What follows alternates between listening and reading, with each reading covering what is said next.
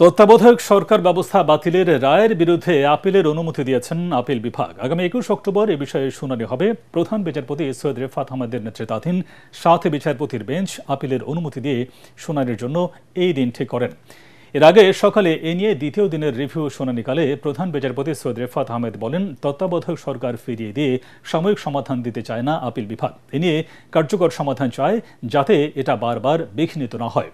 পরে attorney general Mohammad Asaduzzaman সাংবাদিকদের বলেন, আপিল শুনানির মধ্য দিয়ে ত্রয়োদশ সংশোধনীর রায় বাতিল হবে এবং তত্ত্বাবধায়ক সরকার ব্যবস্থা পুনর্বহাল হবে। সাবেক প্রধান বিচারপতি এবিএম খায়রুল হক রায় পরিবর্তনের মধ্য দিয়ে যে অপরাধ করেছেন, এতে তার শাস্তির নির্দেশনাও থাকবে বলে আশা করেন তিনি।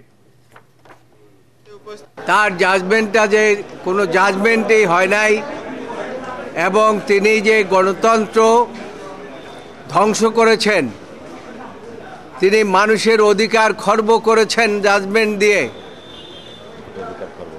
তিনি বিচার বিভাগকে ধ্বংস করে দিয়েছেন। 21শে অক্টোবর পূর্ণাঙ্গ শুনানির জন্য দিন ধার্য করেছে। আমরা মনে করি, আমরা প্রত্যাশা করি, এই দেশের জনগণের প্রত্যাশা অনুযায়ী জনগণের ভোটাধিকারের জন্য একটা নির্দলীয় তত্ত্বাবধায়ক সরকার ব্যবস্থার মাধ্যমে মানুষ ভোট দিয়ে নেতা নির্বাচনের যে সুযোগ পেয়েছিল, তত্ত্বাবধায়ক সরকার ব্যবস্থা এই রিভিউ এলাও করার মাধ্যমে সেটি সংবিধানে ফিরে আসবে। মানুষ তার ভোটাধিকার ফিরে পাবে, গণতন্ত্র ফিরে আসবে এবং আগামী দিনের বাংলাদেশের আইনের শাসন, মানবাধিকার সুপ্রতিষ্ঠিত হবে।